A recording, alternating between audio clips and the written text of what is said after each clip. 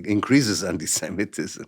It increases the horrible things that people were saying about Jewish money and Jewish financial connections. So instead of fighting the horrific and unfounded allegations about Judaism and finance and money, they are, fueling the anti-Semitic idea because of the way that they are refusing to acknowledge the fact that nowadays, in order to support Israel, you have to probably bribe people.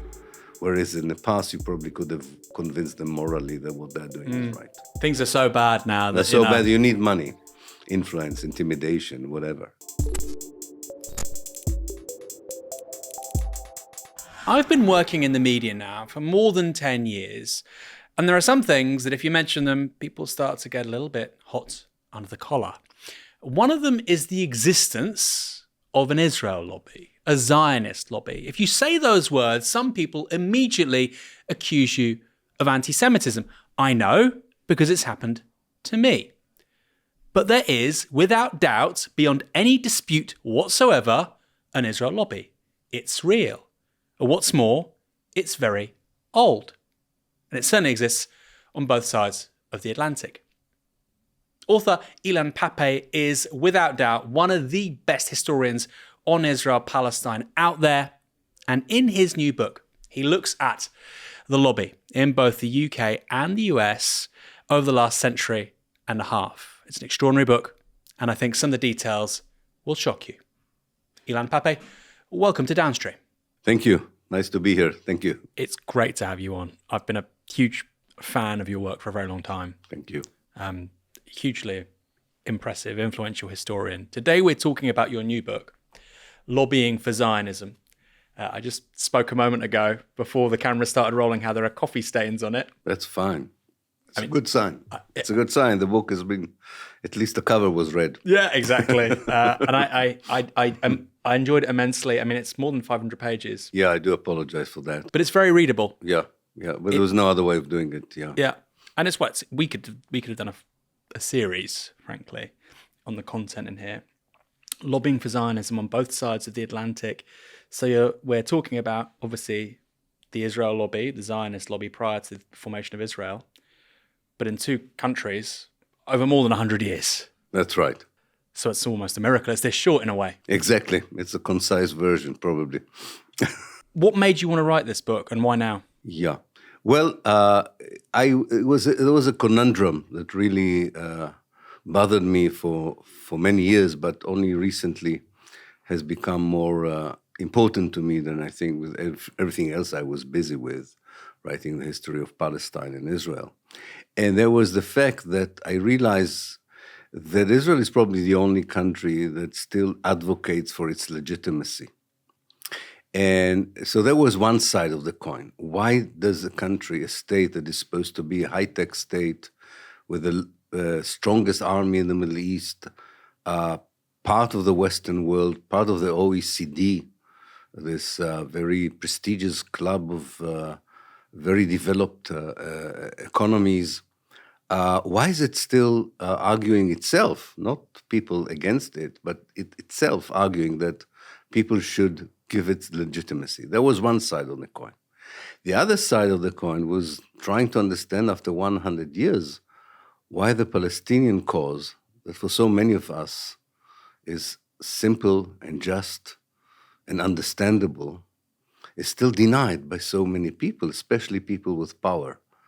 And especially in places where governments and administrations have been involved for so many years with the question, and yet they seem to still deny the Palestinians, even 100 years later on. So it was these kind of two things. How do you denialism, if we can call it, how kind of a state of denial can really last in the 20th century and 21st centuries, which are not centuries which are easy to deny compared to, earlier time in history.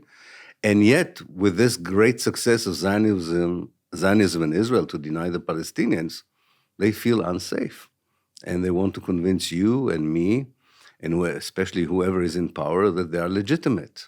So that's a conundrum. And I thought that the best way to do this was to go back to the origin and slowly build up the story until today so that I can have a fuller picture. Yeah, and it is remarkable, particularly in those earlier chapters, about lobbying for Zionism and not Israel prior to the formation of the State of Israel, particularly the stuff in Britain, I found really fascinating. Before we go on, obviously you're an academic on this subject. You were born in Israel. Yes, you were born in Haifa. Yes, I was. Yes. And you talk about, obviously, for the lobby, very controversial things. Have you yourself as an academic faced censure, attempted cancellations, people trying to remove a platform from you simply for chronicling these things as a historian?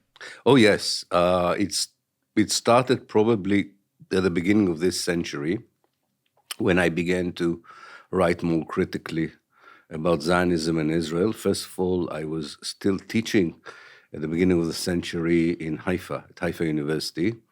And my writing led to strong pressure from the university on me to censor myself. And since I refused, I eventually was expelled from the University of Haifa in 2007.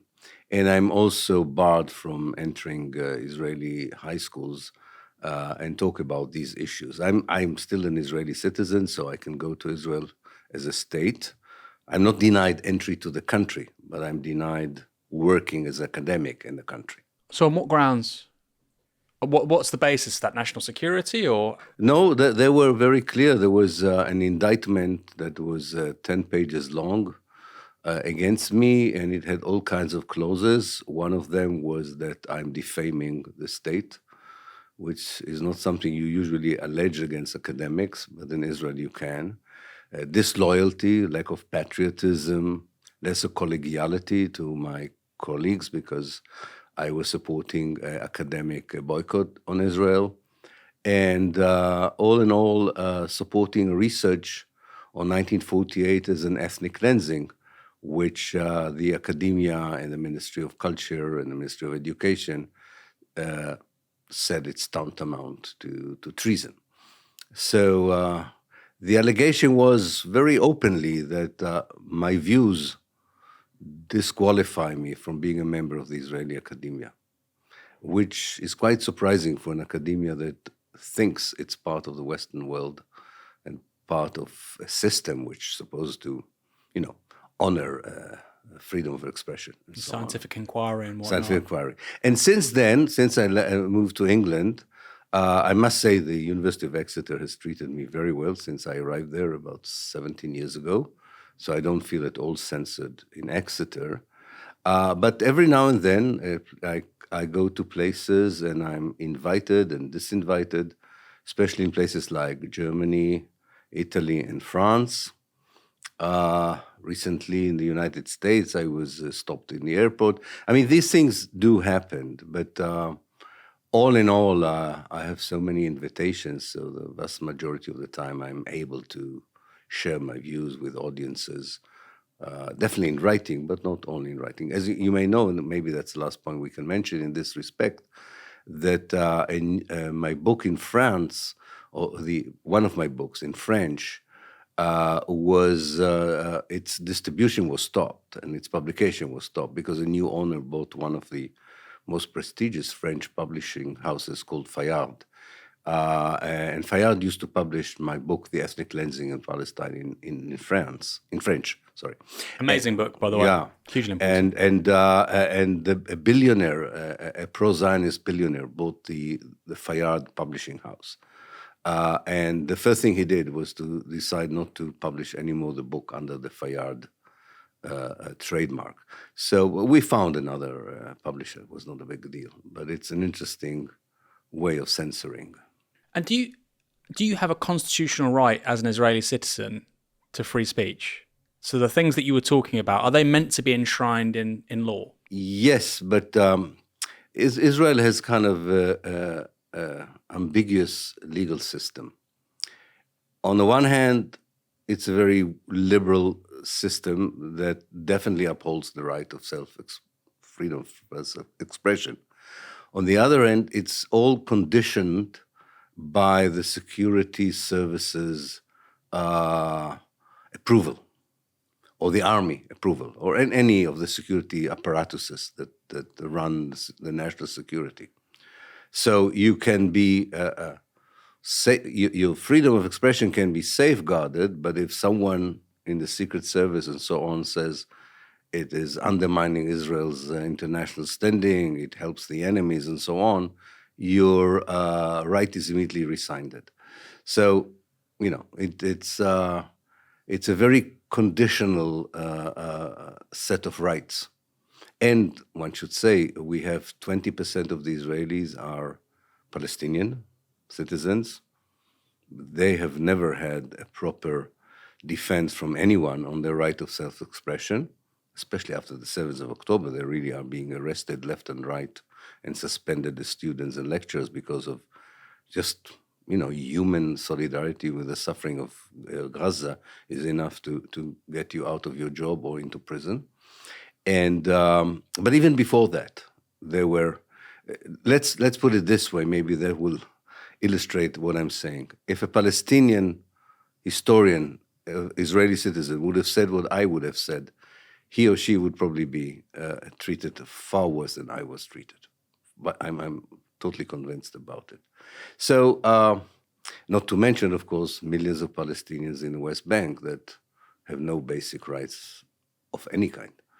So, yes, this is, whatever is written in letter is not that important. What matters is in practice. And in practice, people's right for of people's freedom of expression in Israel is very conditioned and limited and censored. I hope you're enjoying this interview, and I hope you agree that it's a really vital conversation. That's the thing with Novara Media. We get to have the conversations and we get to platform individuals and books to a very large audience, which simply isn't happening elsewhere. We're having the conversations that legacy media doesn't want to have, can't have, or simply doesn't like. If you think we need a people-powered media, if we need a new media for different politics and that we're doing good work here at Novara Media, then why not support what we do? The link is in the description below. That's novaramedia.com/support. It can be as little as you want a month. We all have our direct debits going out every month. The Royal Society for the Protection of Birds, Childline, the Labour Party, the Green Party, I don't know. I have a few, including the National Trust. But if you think changing the media is a precursor necessarily to changing politics in the UK, I think it's really important to support our work here at Novara Media. We are halfway through a general election campaign, and I think we're covering this campaign, the policies, the politics, the politicians, like nobody else. If you agree, like I say, you can support our work. That link is in the description below.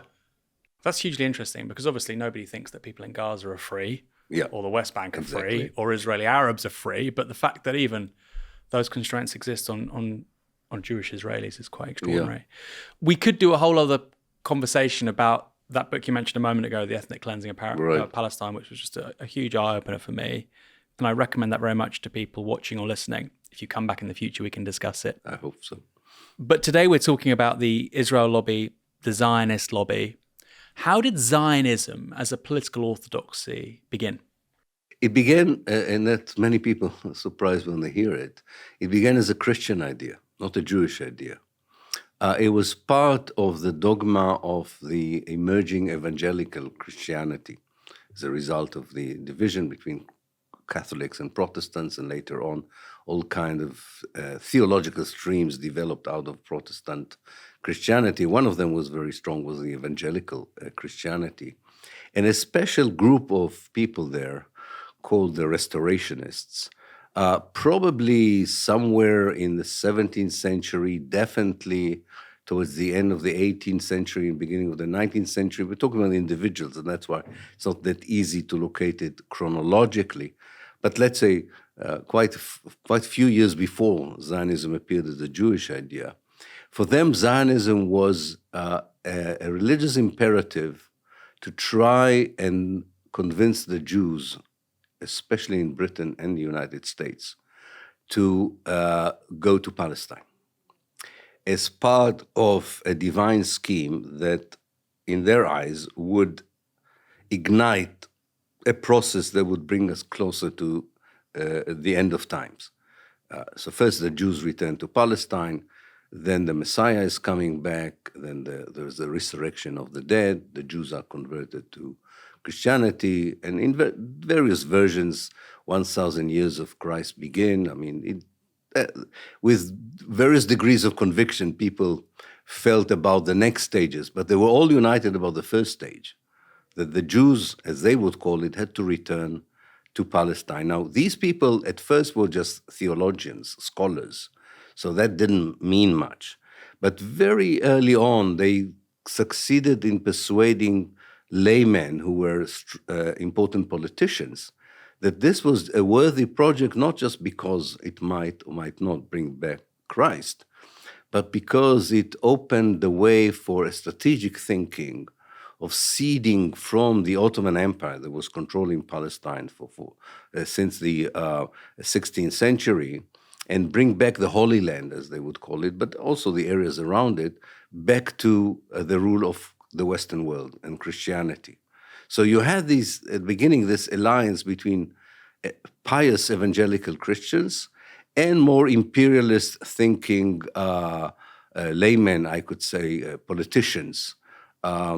I think in America it was more religious because America didn't have at that time any imperial ambitions about the Middle East.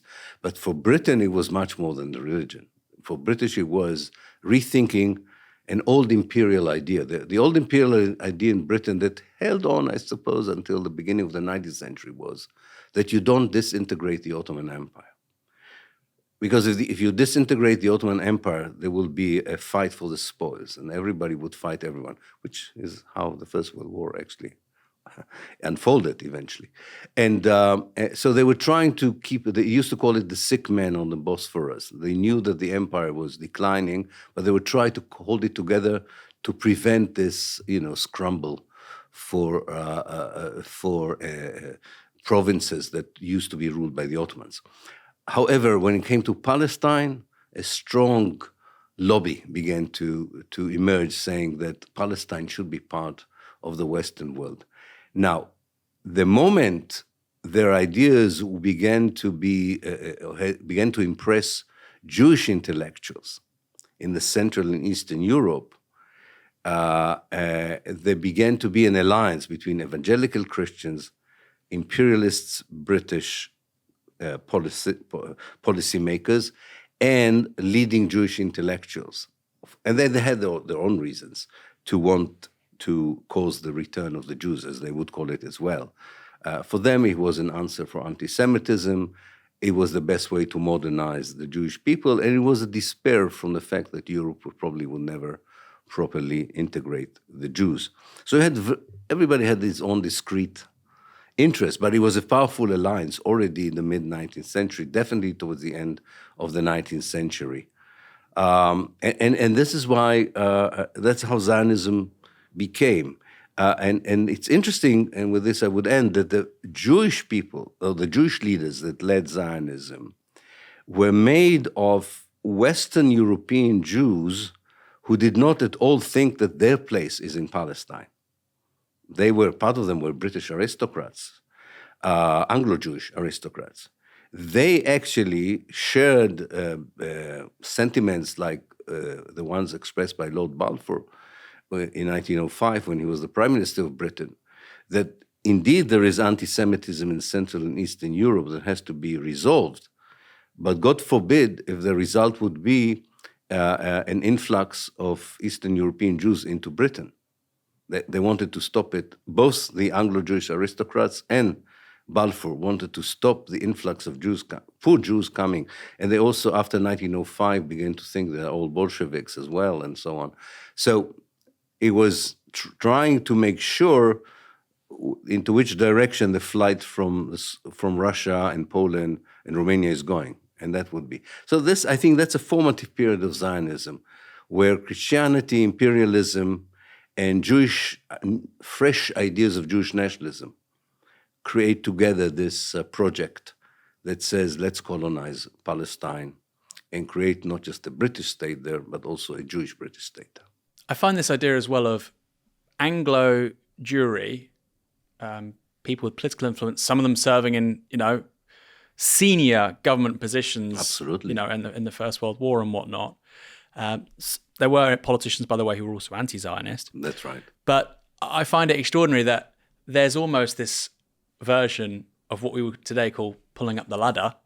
Yeah. And they say, look, well, we've arrived. We don't want the rest of them to come, okay? And that's obviously a leitmotif you see throughout history. You might say somebody like Suella Braverman in the 2020s Absolutely. is the same. And it's interesting to see that same thing recur previously. Quickly, before we talk about Theodor Herzl and this idea of Zionism, as I think most people would understand it as a form of 19th century European-style nationalism. That's right. Who's the Earl of Shaftesbury? Because I think most people know about Shaftesbury in terms of, if they know of him at all, child labour laws, etc. Exactly. But what's his relationship to Zionism? Yeah. Shaftesbury, apart from being a philanthropist and definitely someone who took the cause of the poor people, especially in the London area, very seriously, was also a very devout evangelical Christian. And he saw the very dramatic development that were happening in Palestine in the years 1830 to 1840. These were 10 years when an Egyptian ruler, Muhammad Ali, occupied Palestine, ceded Palestine from the Ottoman Empire. And everybody in Europe thought that he wouldn't stop there, that he might be able to go as far as Istanbul and depose the Sultan. He saw it as a devout evangelical Christian. He said, oh, this is a sign of the end of time, millennialism, right? This is about to happen. And Britain as an empire should take advantage of that. And he had family connection with Lord Palmerston, the Prime Minister, and he began to push seriously for deep British involvement, first of all in Palestine, and then for pushing the British to occupy Palestine, which he did not succeed at the time in the 1840s. What he did succeed, which is very important, is to convince the British government to have a consul in Jerusalem. And that consul, James Finn, was very much involved in encouraging Jewish settlers and immigrants to come to Palestine. He was Islamophobic, he was quite racist towards the local Palestinian. And therefore, Shaftesbury kind of laid the foundation for the idea that if strategically the British Empire thinks that Palestine is important, it's best served by being a Jewish Palestine. Because there were voices in Britain who would say, all right, we might have the allegiance of Egyptians or people in Damascus or Beirut and Palestine. These are all Arabs. Later on, as you know, Lawrence of Arabia would say the best allies Britain could have are Arabs, not Jews. And in order to contradict this kind of idea that Britain actually, which Britain usually did as a colonialist empire, it looked for the local elites and collaborative elites. Yeah. That's how it ran the empire. Yeah. So it made sense for Britain to go to the local Palestinian elite, and they would, by the way, would have go along with this and say, rule for us, Palestine. And Palestine said, no, this has to be an exceptional case where we are both solving the Jewish problem of Europe and we are getting the Holy Land in a much better position, both as Christians and as British. It's funny you say this about local elites and the approach of the British Empire, because my wife is Maltese, both her parents are Maltese. And of course, Maltese is the only Semitic language in the European Union. It's very similar to Arabic. Arabic basically with the European alphabet, as far as I can tell, and a dash of Italian. And I only found this out recently, but the British actually effectively campaigned to conserve the Maltese language as a bulwark against Italian influence. Right. And you think, crikey, these people are so clever. That's how you do it. So people think, wow, isn't it amazing that there's still this language? It's managed to hold on. It's held on because of British imperial interest. Yeah. Exactly. Yeah, fascinating. definitely. And this is the exception. Theodor Herzl. Yeah. Who was he? Why is he so important in terms of Zionism? Theodor Herzl was a Viennese Jew who actually wanted, in the early beginning of his life, to be accepted into these prestigious clubs that German romantic nationalists had. He really loved the idea of romantic nationalism, especially the Germanic one. And he was a playwright and a journalist, and he was not accepted because they didn't accept Jews. And that pushed him into thinking that if he cannot advocate German romantic nationalism, he can advocate Jewish romantic nationalism. And he became very much infatuated with this idea that the Jews could emulate the German romantic nationalist idea, but obviously not in Europe. So it had to be somewhere else. He was never totally hooked on Palestine because he would suggest later on in his career that anywhere the British could help a Jewish national homeland to be built is fine. And when the British were seriously thinking about Uganda, he was not against it, although most Zionist leaders were. He's important because he's the first one who took the early steps to build the organization, the World Zionist Organization, to convene its first conference in Basel in 1897. He was also important because he understood that unlike the most of his colleagues in the early Zionist leadership, it would not be enough to colonize Palestine, namely to go over, buy land and build Jewish colonies. You will need an international umbrella to support this project. He did not succeed that much in creating the international umbrella. He died in 1904, so he didn't see that actually his efforts were successful in the Balfour Declaration, but he was not responsible for this.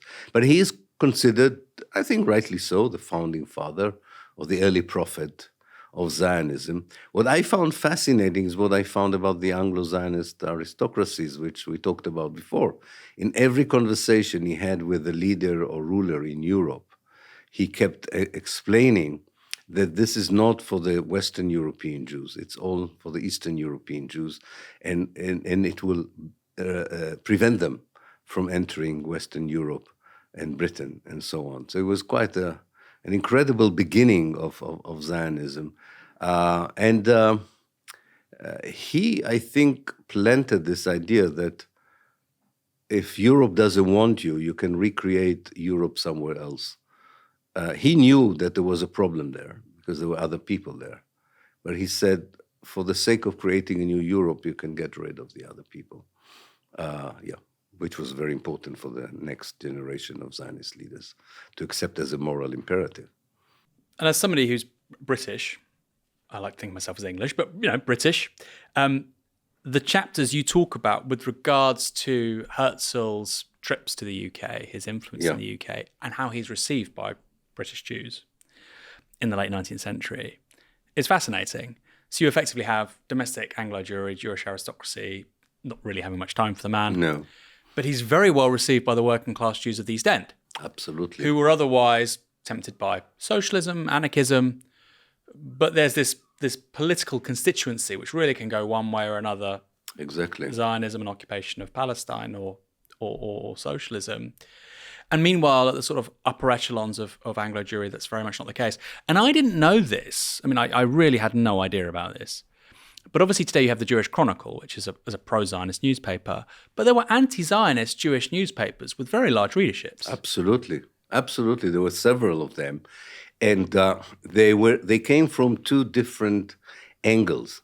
One was a more liberal, conservative Jewish fear of Bolshevism, thinking that Zionism, because Zionism was very much connected to socialism in its early stages, that they're bringing, kind of revolutionary ideas into Britain and will complicate life for Jews that would be equated with revolutionary ideas. So there was one angle where sometimes members of aristocratic families that supported Zionism were confronted by other members of the same family who were very much against Zionism.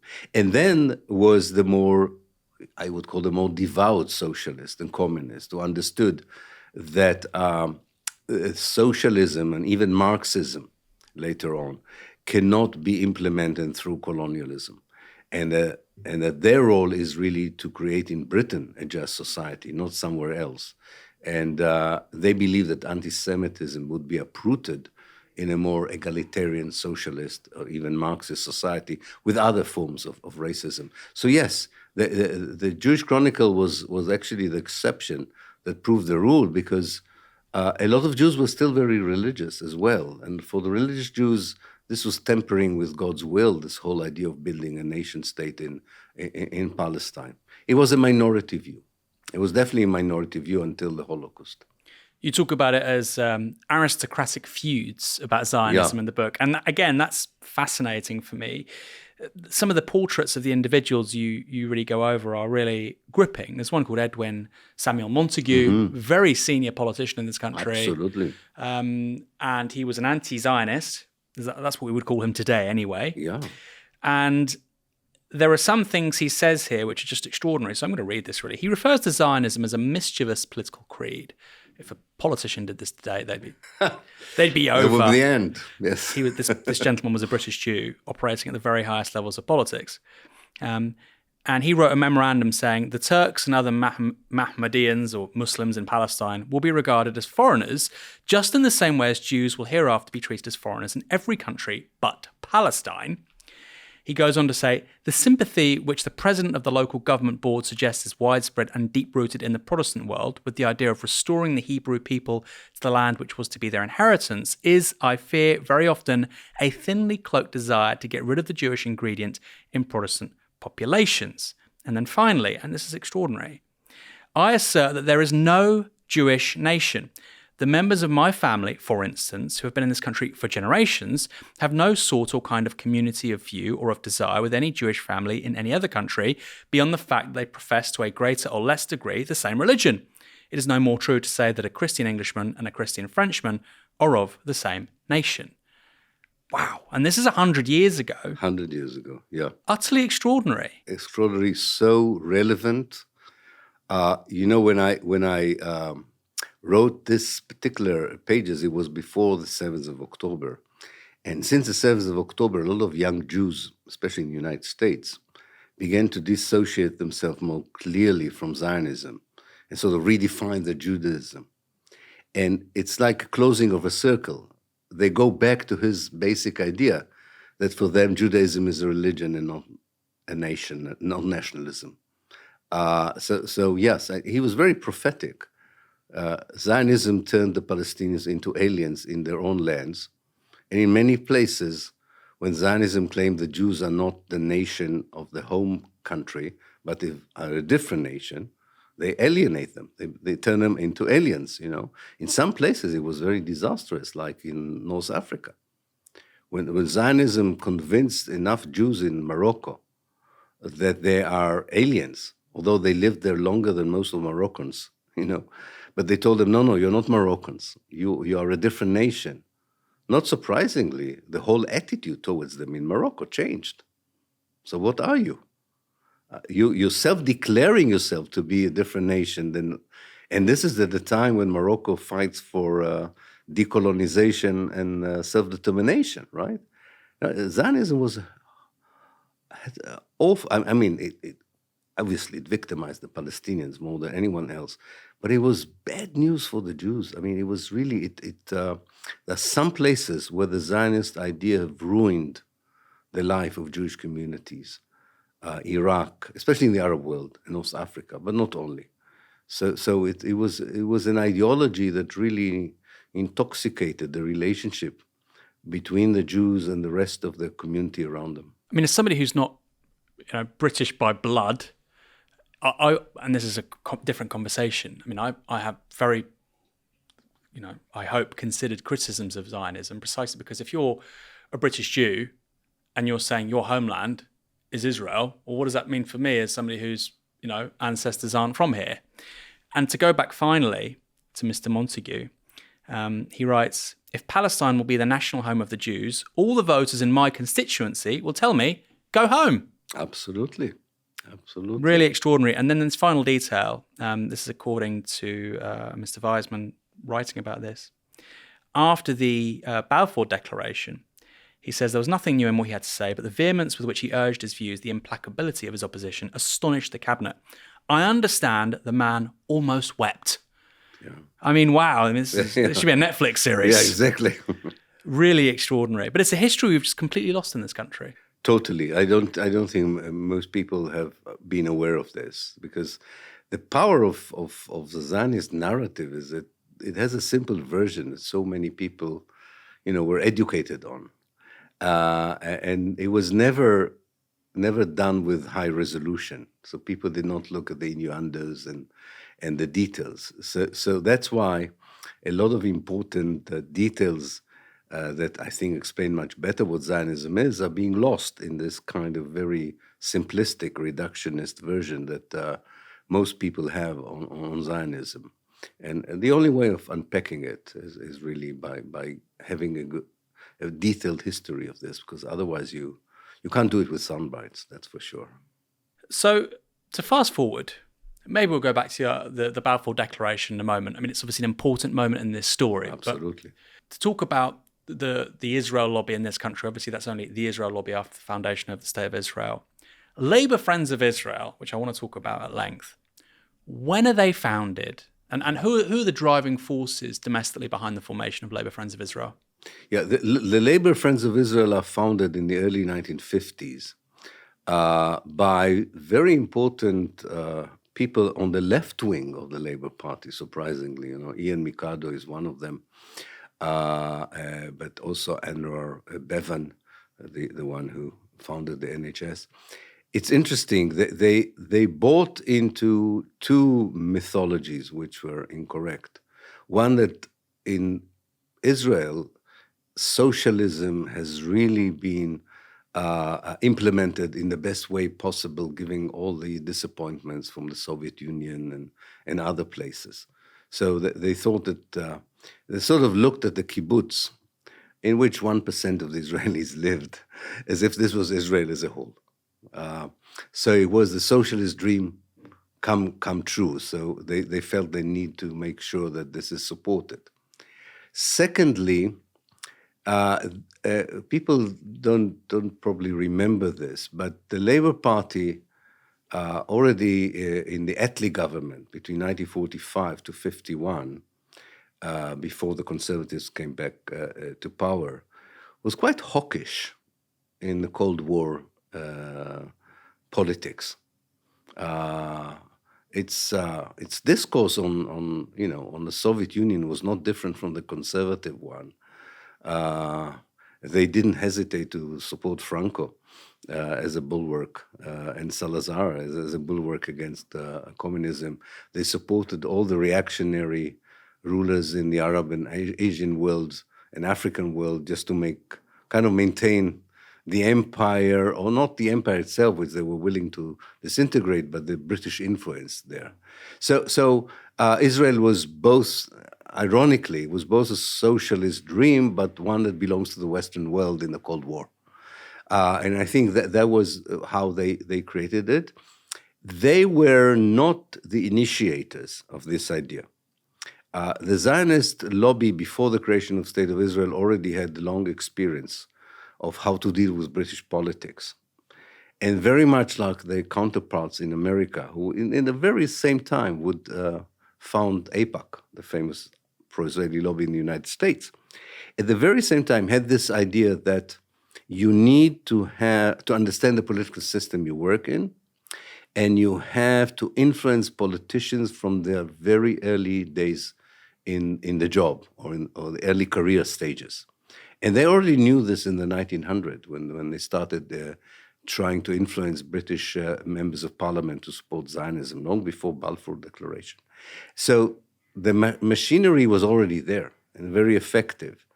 And under the Zionist agencies that were still working, despite the creation of the State of Israel, Israel did not dismantle the Zionist organizations. The pre-state Zionist organization continued to operate. Now, of course, they were not advocating the creation of a Jewish state anymore, but they were advocating support for the Jewish state now. The Jewish National Fund, the World Zionist Organization, the Jewish Agency, all pre-state Israeli institutions that began were transformed into the pro-Israeli lobby. And they worked very closely with members of parliament. It's interesting that they themselves probably thought of Israel as more akin to a socialist democratic country. And that's why most of their connections were with the Labour Party, not with the Conservative Party. Even after the Conservatives came to power, they still thought Labour was their, it's difficult to think about it maybe, or maybe not today, I don't know.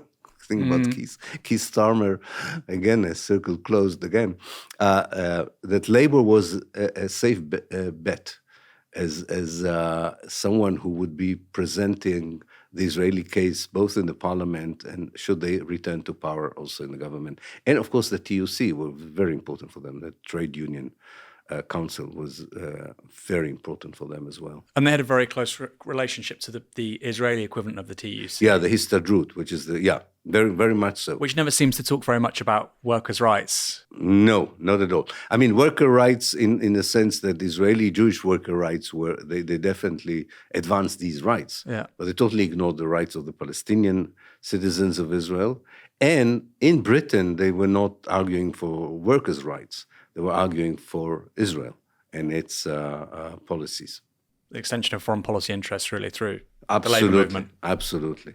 And I think later on some members of the TUC found out that this is what is going on. And I think the TUC, unlike the Labour Party, became a bit more critical of Israel than the party itself as the years went by.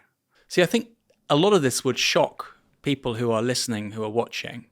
You talked about Samuel Montague, and now you're saying that chap was an anti-Zionist, but now there's sort of some of the great names of 20th century British socialism, Nye Bevan, Harold Wilson, social democrat, but much more left-wing than the people that came after him as a Labour prime minister.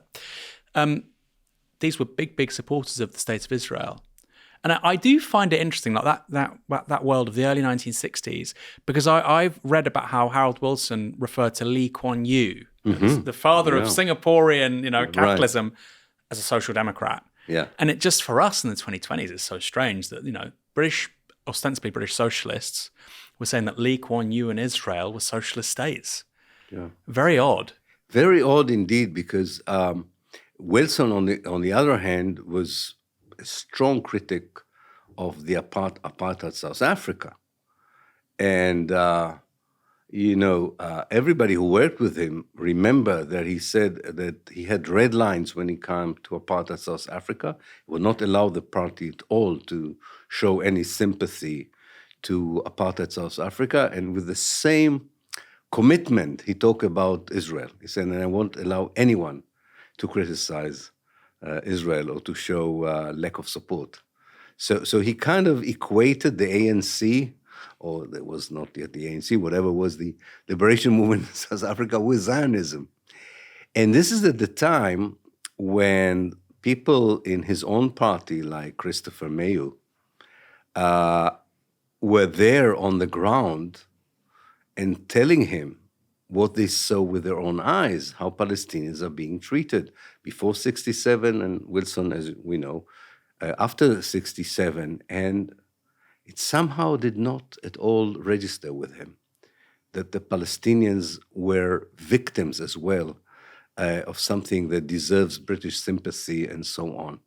I mean, if I compare, for instance, which for me is very difficult because I hated Margaret Thatcher, but if I compare Margaret Thatcher's comments on the Palestinians with Harold Wilson comments on the Palestinians, you will give Margaret Thatcher the Nobel Peace Prize on this one, because it's like she talked compassionately about the Palestinian suffering.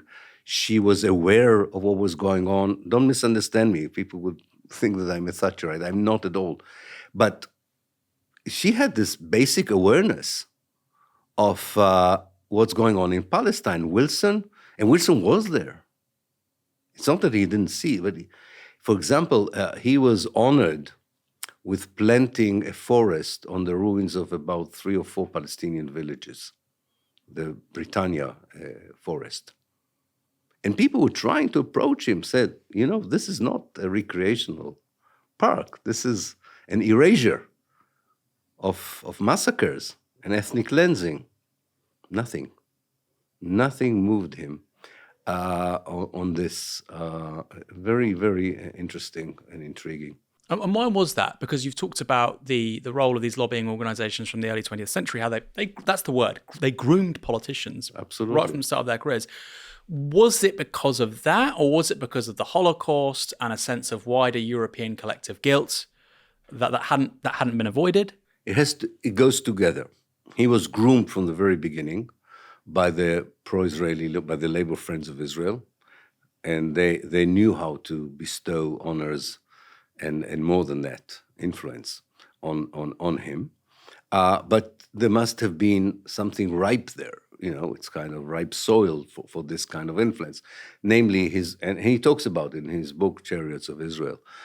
He talks about the religious upbringing that he had, kind of a Sunday school thing about Palestine. So it kind of, again, this kind of evangelical, doesn't have to be evangelical, but the kind of Christianity that sees the Jews as the lost sons or children, that have to return and so on. So he also had that.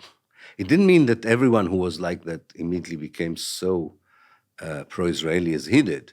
For that, the pro-Israeli lobby probably had it right, that they probably understood that he was destined to be a powerful person. They usually did not invest much energy if they thought someone would not get very far in the party. AIPAC perfected this system much better but it's because it's more difficult in the British system, because we have the constituency system here, so it's not that easy, right? You're not just a member of a party; you're also a member of a constituency. So that's a bit more difficult to strategize how to influence you. In America, it's easier because you're part of a party. But even here, they did quite a good job in creating enough influence on enough number of influential people. And one of them was Harold Wilson. You mentioned a moment ago Conservative Friends of Israel. I think there are estimates out there today about 80% of Tory MPs are members of Conservative Friends of Israel. When did they start? They started a bit later, in the 60s. And they were very marginal compared to the Labour Friends of Israel. I think that for many, many years, they were not very influential because as long as the Labour Party in Israel was in power until 1977, there was maybe a reluctance to be in touch with the Conservative Friends of Israel. Margaret Thatcher was a member of the Conservative Friends of Israel, but even she was not very strongly connected. She used them for being elected in her Finchley constituency, but she had very little contact with them during her reign in power. So I would say that actually we suddenly are exposed to their power during David Cameron's. So it's really a very recent phenomenon that the Conservative Friends of Israel exert so much influence, and we know, we owe it to some very brave journalists who exposed that, Peter Odborn, and it's quite amazing because this whole infrastructure that was built by the Conservative Friends of Israel with a lot of money to make sure that liberal values that conservative parties may adhere to would not come in the way, because we're talking about the end of the 20th century, where almost everyone knew what was going on in the occupied West Bank and the Gaza Strip. So it's much more difficult to persuade people, to totally accept not only an Israeli point of view, but an Israeli right-wing point of view as something that should be endorsed by Britain. So something you'll hear on the left in the UK is that obviously what's happening in Gaza and the West Bank is bad. Obviously there's a right-wing Israeli government, they're bad, but the British left should work with the Israeli left in order to underpin a two-state solution or whatever you think is the preferred political outcome. That's something you often hear. And it's something you hear from the pro-Israel left inside the Labour Party. Jewish Labour movement, we'll talk about them more in a moment, LFI.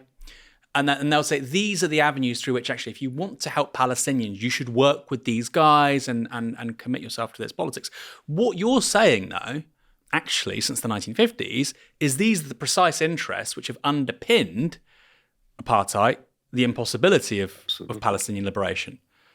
Absolutely. It was, in many ways, as so many Palestinian friends of mine would say, they find it easier to deal with Israel that is ruled by a right-wing government. Because what you see, what you get is what, it's transparent. They talk openly about their views.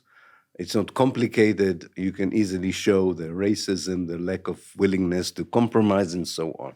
And it's much more difficult with the Zionist left, because supposedly there are universal values here. But what is interesting about labor Zionism in Israel, and later on we would call it liberal Zionism, that there is no connection between the language that they use and the action that they perform on the ground.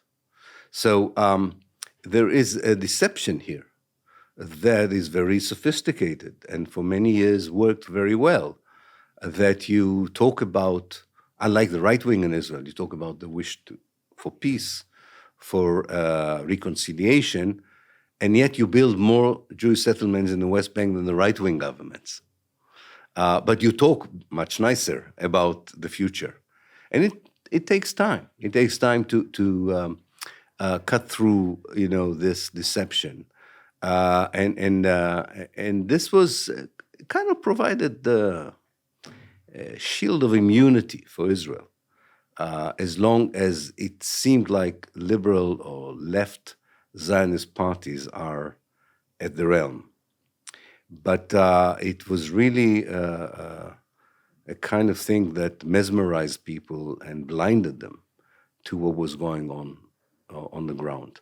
And therefore, I think that's why this whole idea that there was a genuine peace camp in Israel that unfortunately was waiting in vain for the emergence of a similar equivalent peace camp on the Palestinian side. This was never true. What people call the peace camp in Israel was a willingness, a tactical willingness, to rule the West Bank and the Gaza Strip in a more indirect way. So there is no real peace camp in Israeli politics? There never was.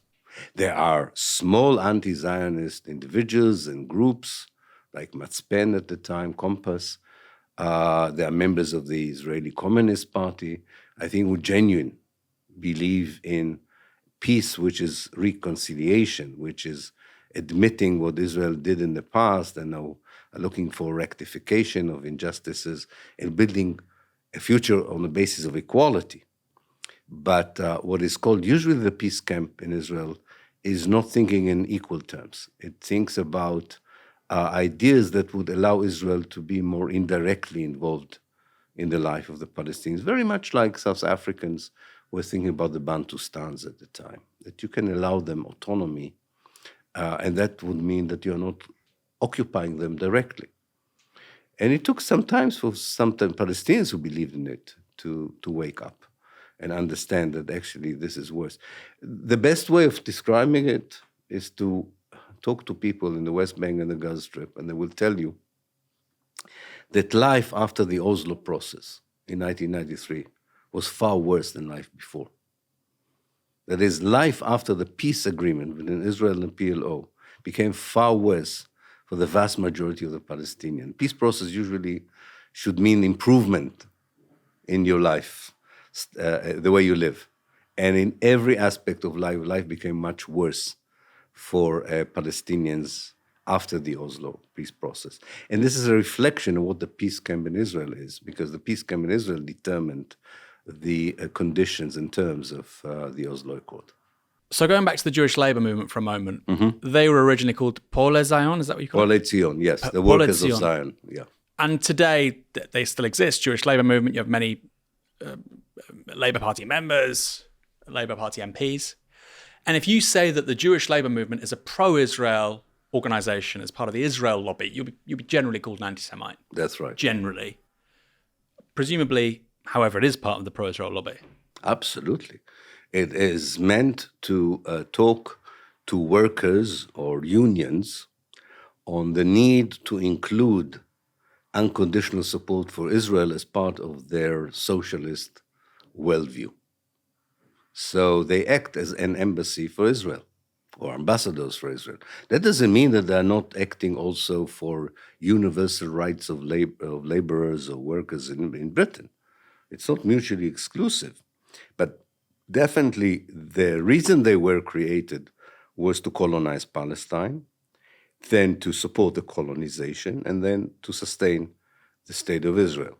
And that's still part of what they're doing. And to call it anti-Semitism is ridiculous because this is not born as part of hatred of Jews. This is usually mentioned because it's part of this powerful alliance that allows the suffering of the Palestinians to continue. And I think anyone who supports the justice for the Palestinians is an anti-racist person, not a racist person. But of course, we know that anti-Semitism is being weaponized in order to silence any criticism on Israel and its policies. Do you sometimes feel like, I mean, this must be a silly question in a way because you've been in this academic field for decades, but do you sometimes feel like you're going crazy when somebody will say criticism of JLM, saying that JLM, you just called it an embassy of Israel, I think that's absolutely right, they're ambassadors for Israel. Criticism of JLM is anti-Semitic. Do you sometimes feel like, this is so obvious and straightforward. How can somebody say that with a straight face? Well, I think because I'm an academic, I understand where these positions come from. So I'm not rattled by them. I'm used to them. And I try to unpack them and explain to people. I can understand how intimidating they can be, and they can paralyze people and stop them from making criticisms. But for me personally, I know, I expect them, I preempt them. I know that they're coming, and maybe at the beginning of my career as an academic, it could have rattled me, but not today, of course. So we've talked about the UK a hell of a lot, which inevitably will. We're in the UK. Yeah, we are. AIPAC, however, is obviously the far more influential, far better resource than any lobbying organization in this country. Who are AIPAC? When do they start? And what is the extent of their influence at the high point for them in American politics? AIPAC began actually as a propaganda wing or department in an earlier pro-Zionist organization called AIPAC, the American Zionist Emergency Committee. It was an emergency committee because it was founded during the Holocaust. But it was working less for the rights of Jews in the Holocaust and much more for the rights of the Jews in the colonization of Palestine. And after the creation of the State of Israel, the PR department of AIPAC became AIPAC. It was initiative by the Israeli ambassador to the United Nations at the time, Abba Eban, and some members of that previous Zionist organization. So in the early 1950s, it was created. And it was very much, it already had the methodology from the earlier organizations. So they didn't invent the wheel. They actually continued a very effective work by the previous pro-Zionist organization. People think that AIPAC invented anything. It didn't. It just perfected an already an American idea of how to lobby.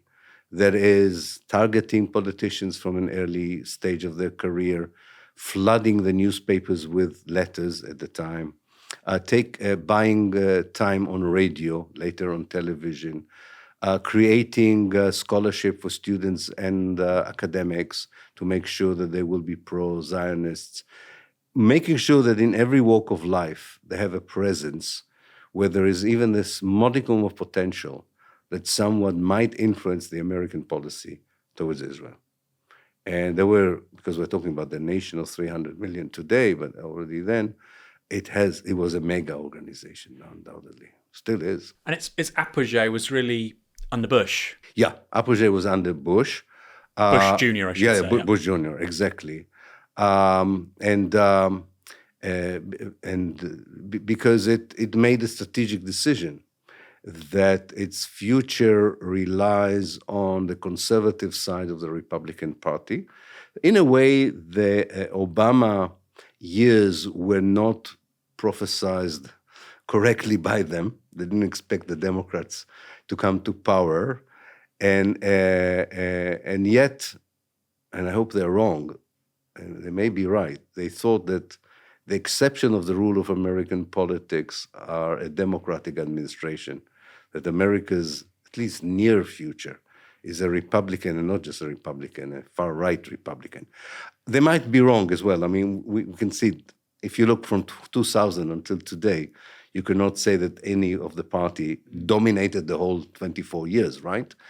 But they understood that this is where power lies as far as Israel is concerned, and relied on the fact that the Democratic Party has this inertia, as we saw with Biden, in it, not to, deviate too much, even if AIPAC is less working effectively there than it does in the Republican Party. Yeah.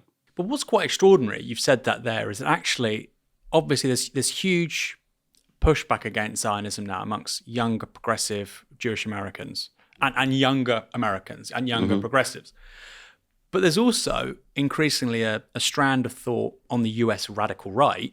That's right. Which is, we don't want to send money to Ukraine. We don't want to send money to Israel. It's kind of half-formed, but you can see where it's going to end up, which is America first. And okay, we like Netanyahu. We prefer the Israelis to the Palestinians, but frankly, we're not going to give you $14 billion.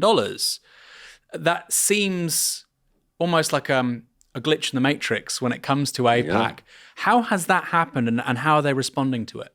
Well, I think this is one of their failures, to understand that Israel can be either a moral asset or ideological asset in the eyes of people, or a material asset, strategic asset. And they always thought that if the one doesn't work, the other would work. Maybe with the Democrats it should be moral, maybe with the Republican, or the other way around, doesn't matter.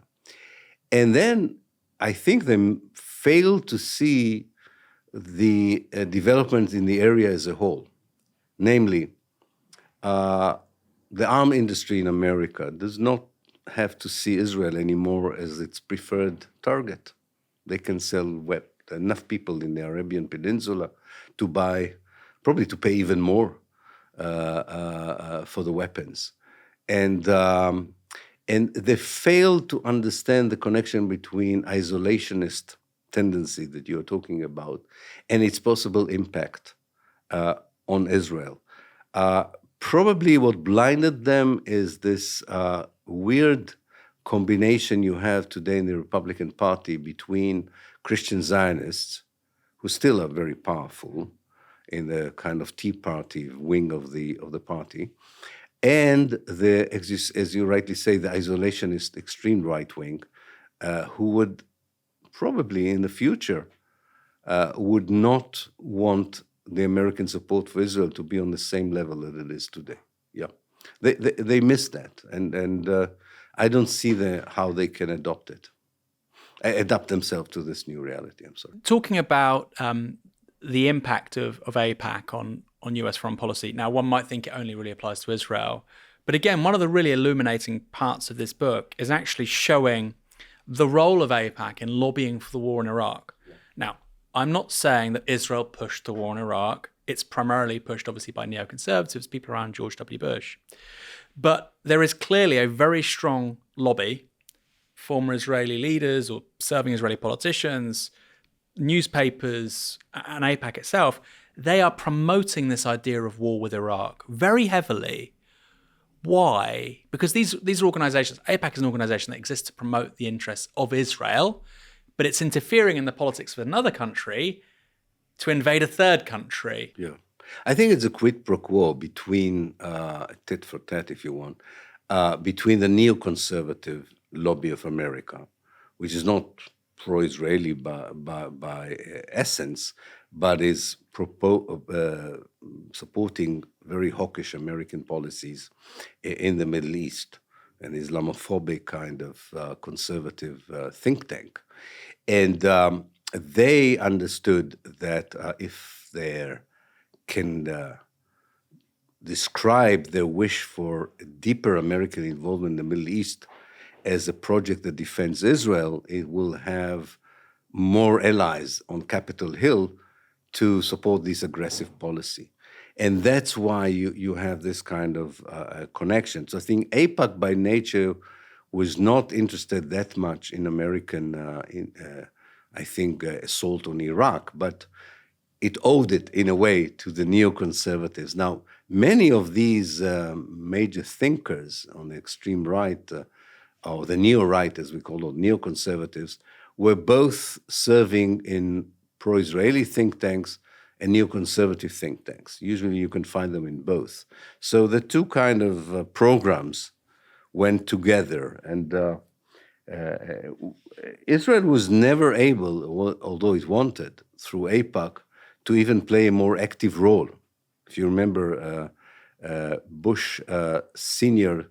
did not allow Israel to be involved in the first war against Iraq. Bush Jr. did not allow them to be involved in the second war in Iraq. They wanted very much to be involved. So it was the neoconservatives didn't want the Israeli army there. They wanted AIPAC there. It was more important to them to have AIPAC than Israel as supporting aggressive American policies in Afghanistan and Iraq in 2003 and later on. It's quite, I mean, again, you've said you're an academic, so you have a sort of dispassionate approach with this stuff. But if you say that actually the Israel lobby promoted war in Iraq, again, people say, that's anti-Semitic, how dare you say that? But it's there in black and white. And again, that's the power of being a historian. For instance, you talk about Benjamin Netanyahu. He wrote about this in op-eds for the New York Times, the Wall Street Journal, where he wrote the case for toppling Saddam and stated nothing less than dismantling his regime will do. He says the same about, obviously, Hamas today in Gaza. And then he even spoke to the American Senate in 2002, saying the urgent need to topple Saddam is paramount. You've then got Israel's foreign minister, Shimon Peres. Saddam Hussein is as dangerous as bin Laden.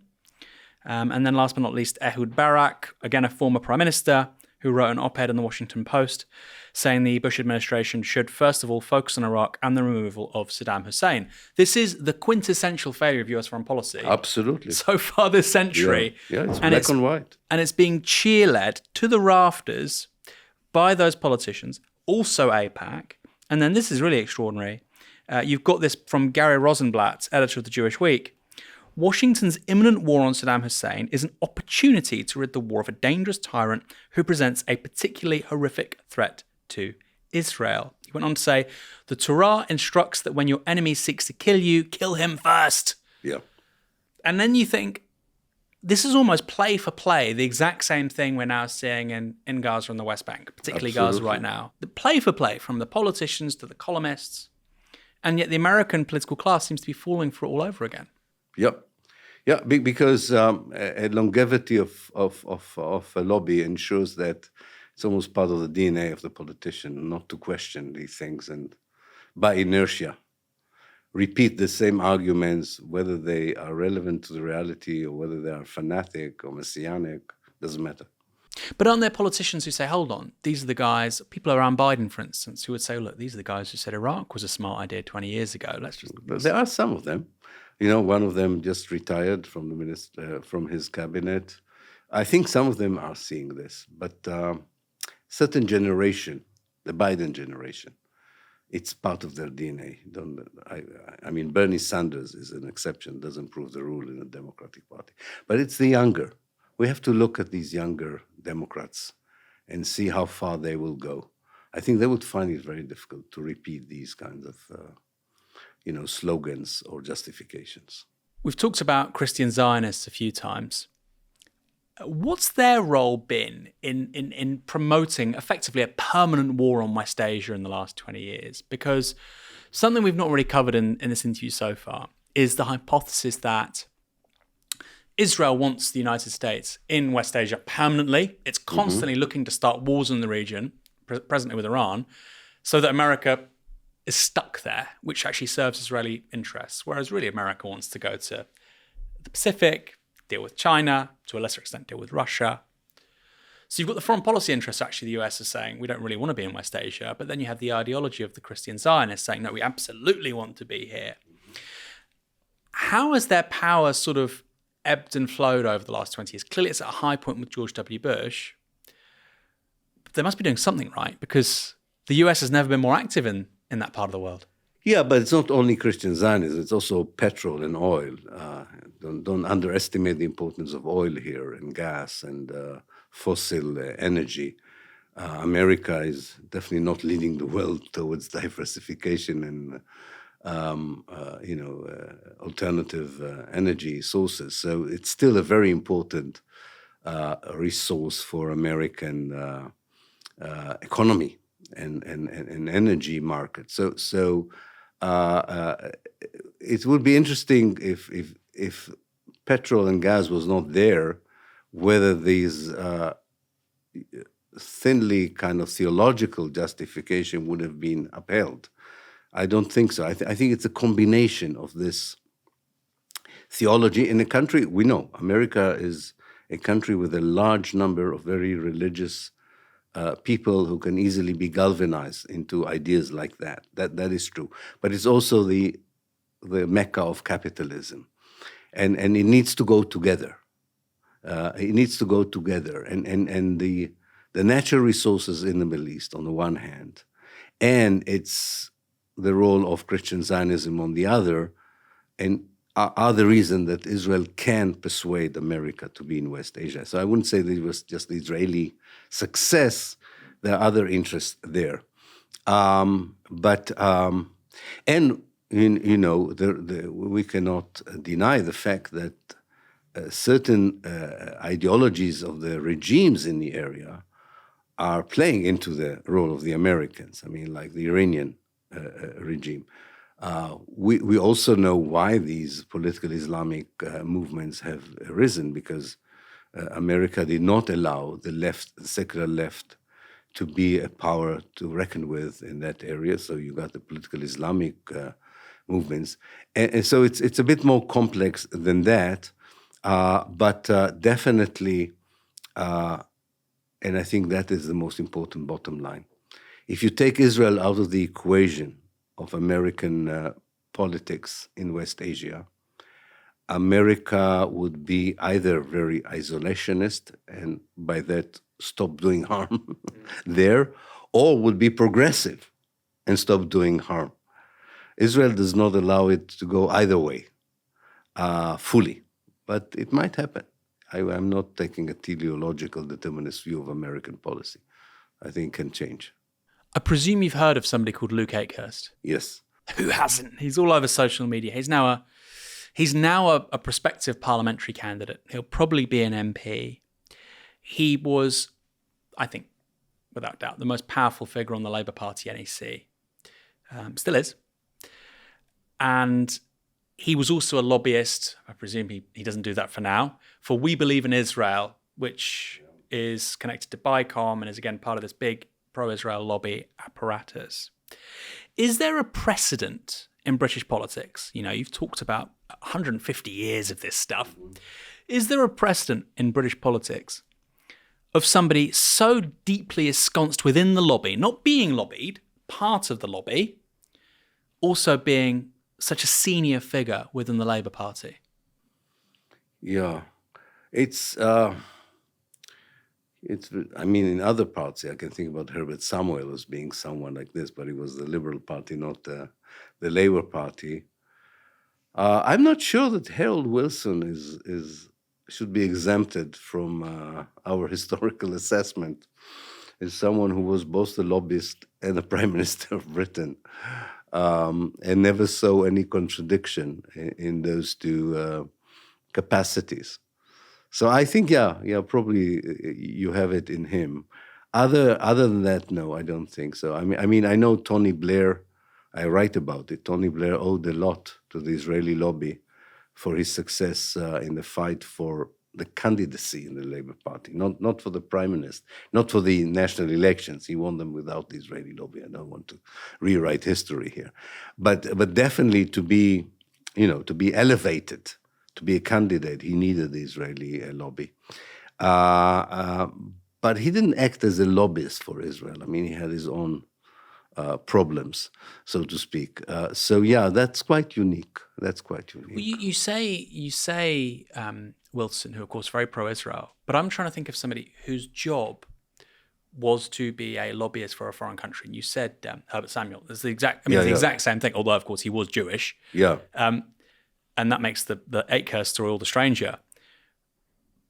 But this idea of somebody going from whether it's Paul Zion or LFI or whatever, these organizations have lasted for so long, senior members of staff whose job is to represent the interests of Israel, becoming effectively some of the most powerful people in the Labour Party. Britain, yeah. Or is there similar in the Conservative Party, looking at your long archive of these people? No, probably no, not to that extent. Not to that extent, yeah. It was always a bit more vague. Yeah. The kind of parallelism between your job in the lobby and your job in the government. Yeah, probably. And the only thing I can think of was that somewhere at the beginning of Zionism, Britain was the British propaganda ministry in the First World War was using, had a special department to convince Jews to support Zionism. Wow. Which is part of the British Ministry of Propaganda. They had a special section that its role was to convince Jews, because it was a minority idea, that Zionism is a good idea. Yeah, but no, that's probably so straightforward, so explicit. I would think it's quite a unique case. I mean, when you're in lobbying, you're not meant to be the story, right? Yeah. You said Blair a moment ago couldn't have, or would have. It would have been harder for him to become the leader of the Labour Party without the Israel lobby. What do you mean by that? As I say in the book, it was an issue of funding to get the nomination in the internal elections, and he was helped by certain rich pro-Zionist Jews to get a special fund, that because he had a complicated relationship with the TUC, that usually the TUC is the one that gives you the resources if you are fighting, for the nomination. Yes, it is a democratic process. That eventually the party members, but as we know, this is the modern world. You need also a PR. So that part of it was very much connected to the pro-Israeli lobby. And I think that they would say that it was worth it, namely that Tony Blair's policies were definitely pro-Israeli. I mean, that might sound like a conspiracy theory to some people. No, but that's what I mean, that he didn't sign a document that said, because of that, he would have been maybe pro-Israeli anyway, giving his, he became kind of a newborn Christian through the process of being a prime minister. So it might have happened anyway. But I'm just saying that it's interesting that the lobby identified correctly who should be the next prime minister, if you want. So he joins Labour Friends of Israel as soon as becoming an MP in 1983. That's right. So that's, like you say, he could have done that anyway. But what's really fascinating is that he's introduced to a man called Michael Levy. Michael Levy, exactly. Who is this superstar fundraiser for New Labour over the years that follow. He raises £15 million for New Labour. That's a lot of money today. It was a hell of a lot more money 30 years ago. Oh my God, yes. So how is he introduced to Michael Levy? Because, of course, this is before he becomes leader of the Labour Party. Well, that's it's interesting. It's in a dinner in the Israeli ambassador's house. So you can see the connection, the embassy, Labour Friends of Israel, a promising candidate for a prime minister. I think it speaks for itself. I called it the little dinner, based on Hardy's famous tale of such a dinner, and in the same house where the Israeli embassy is today. That's why I thought it was quite curious. Yeah, definitely. It is the introduction of Tony Blair to the power of the lobby both in terms of how influential it is in Israel itself and how rich it is in British politics in terms of resources and so on. And some of the names, they've re-emerged in recent years. I mean, one is Trevor Chin, who was a very large funder towards Keir Starmer and his campaign. I mean, there's real parallels. But this is really remarkable. Just to repeat what you've just said here. The superstar fundraiser for New Labour meets Tony Blair before he's even the Labour Party leader in the home or the residence of the Israeli ambassador. Absolutely. And they're introduced there. Levy then goes to work for Blair, and he provides the financial wherewithal for Blair to become the Labour leader. And they send Blair to visit Israel, probably at the expense of Levy. That's extraordinary. It is extraordinary. It's we have to differentiate between how Blair probably saw it, Of course, and how the Israelis saw it. The Israelis saw it as a bonanza. They have really influenced this. It's possible that Blair said, it's one of the many issues that would be on the table. I'm okay with this. We have to be careful here. We mentioned that Blair's 365 days a year dealt with Israel and thought about Israel. He had other fish to fry, so to speak. But I'm interested in the lobby. I mean, the lobby says we're so powerful, we can define the nature. We will decide who's the next prime minister of Britain, or we will influence the next prime minister of Israel. And we look at the policies. I mean, the dividends are there, although, as I say in the book, I'm very clear about this book. Blair or Thatcher or Wilson did not deviate from British policy towards Israel since 1948, probably. So it's not that they brought what the lobby succeeded in doing, and people should understand it, is that Britain should not change its attitude towards Israel. Now, why is this important? Because so much was happening on the ground that so many people in Britain became aware of that started to question this unconditional support for Israel. And that became much more difficult to justify the continuation of the same policy. So Blair does not initiate a new policy towards Israel. He continues the policy despite of what's going on the ground. And I think that's a success of the lobby, but that's also the seeds of its future failure. Because Gaza has shown us that if you thought that 2000 was a bad year, think again. So it's getting worse all the time. It's not getting better. And when it gets worse, this continued unconditional support to Israel is far more difficult to sustain. Far more difficult to sustain. And whoever will be the next prime minister of Britain, whichever party, would have it very difficult to justify as the Israelis are now actively involved in trying to finish what they started in 1948, getting rid of the Palestinians. And in this age with smartphones and platforms and TV and so on, you cannot hide it, and you have to justify it. You'll often hear the claim, well, look, every country has a lobby, every country has interest representation, although you're right to say that Israel is unique in so much that its lobby is there to defend its very existence. And they would say, yes, we do, because we're treated very uniquely. But I can't think of many countries whose national lobby has a story like that with Michael Levy and Tony Blair, £15 million of funds raised for New Labour. I think that's really, really, really extraordinary. Now, there's a part two here, which is, of course, with Keir Starmer. Yeah. And we've seen millions of pounds go towards both his campaign and the Labour Party now, more recently. There's the auto glass magnate. Yeah. I think his name's Gary Lubner. Gary Lubner, yeah. Trevor Chin is back.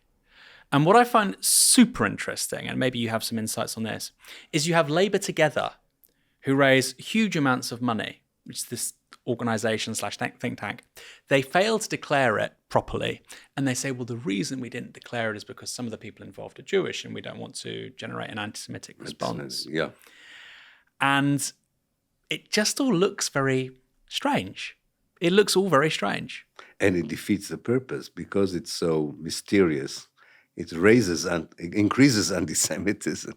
It increases the horrible things that people were saying about Jewish money and Jewish financial connections. So instead of fighting the horrific and unfounded allegations about Judaism and finance and money, they are, fueling the anti-Semitic idea because of the way that they are refusing to acknowledge the fact that nowadays, in order to support Israel, you have to probably bribe people, whereas in the past, you probably could have convinced them morally that what they're doing is right. Things are so bad now. They're so bad, you need money, influence, intimidation, whatever. Yeah. The intimidation thing is interesting because you've clearly seen a turn over the last 10 years in Western politics. Maybe longer. You'd say maybe it starts with Obama, Ed Miliband, and then with Corbyn, with Bernie Sanders, it's getting really, really bad now. I think it's beginning to undermine, actually, some pretty cool democratic features of politics in both countries. But that's an interesting take. I hadn't thought of this idea that actually the Israel lobby is moving towards intimidation because the old moral power no longer works. If you can't convince them, force them to accept you. I try to say to many people who are afraid of this, I said, no, this is a failure of the lobby. If they need to destroy Corbyn, it means that they don't have any moral way of doing it. So, yes, they succeed with Corbyn, but will they succeed with a younger politician? Who would learn from that case? Will it work again? I'm not sure. I'm not totally sure about that. Final question. You've been kind enough to give us your time today talking to a media outlet, Novara Media. How does the lobby target media outlets in the UK and the US? I mean, again, reading the book, some of the most storied names in British politics and political journalism, Jonathan Dimbleby, Jeremy Bone, have been at the receiving end of the lobby's fury. So how does this work, and what are they trying to achieve? They try to control the narrative.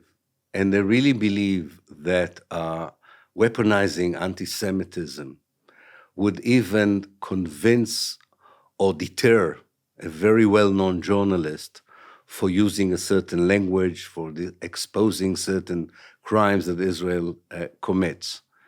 And somehow in the mainstream media, there is a certain hierarchy that begins with the editor-in-chief and so on, which has a lot to do with the financial resources of the newspaper and so on, that probably in many cases they are right about it, that they understand well the structure. And the journalist is not the most important person in the neo-capitalist media infrastructure we have in Britain. The journalists are not the one who make the decisions. And therefore they feel powerful. The big question for them now is, there is such a crisis of confidence in mainstream media, and people are moving to alternative media, and they believe the alternative media much more than they believe now the mainstream media, with all the dangers that alternative media can have some cranky people as well, that's true. But the people are sort of assertive enough to say, we will find out. And they have no idea how to deal with it. And now that's probably should be the next chapter, if I had time to write it. They are now using AI, artificial intelligence, thousands of students who are willing to be pro-Israeli in order to try and stop the flood, if you want, unsuccessfully, totally unsuccessfully. There's a big scandal in Israel today. It turned out that the Prime Minister office paid not the Prime Minister office, I'm sorry, the ministry that is responsible for relationship with Jewish communities in the world has paid a company to create, through AI, artificial accounts that defame the people who criticize Israel and increase Israel's popularity. Even the current Israeli press thought it was too much, that it was too much. They claim that they closed it because of the internal, they don't care about the external criticism, but the internal criticism caused them to close it. But I think they will renew it because, and what was so interesting is the explanation. They say we cannot win the moral argument, so we need to use all the methods that are at our disposal. to defend Israel. Is this stuff a threat to democracy and democratic values? We see it with the IHRA definition of anti-Semitism. If you don't accept it as a university now, you're anti-Semitic, even though nobody'd heard of it until 5 years ago. Exactly. It feels to me, and I wonder where that stops. So clearly, pro-Israel voices, the Israel lobby, is engaged in what would be called an information war against people they disagree with. I do wonder where that stops. Does it just stop with soft power and culture, or would they actually try and intervene in political processes, a bit like was accused against Russia with 2016? Yeah. I think that's overblown, but you do wonder where the red line is with all of this. Well, I think there's no red line to the effort. The question is, will it be effective? And I doubt it. So I don't know exactly when they would find out that there is a limit to their power. But they still believe that there isn't a limit to what they can do.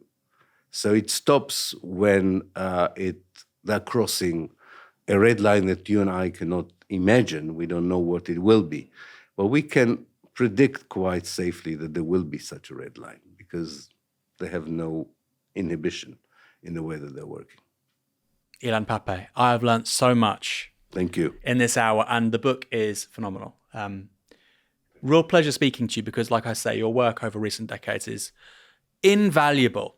And I think, it's going to have real consequences politically, I hope, for a very long time. So again, thank you for joining us. Thank you very much. Thank you.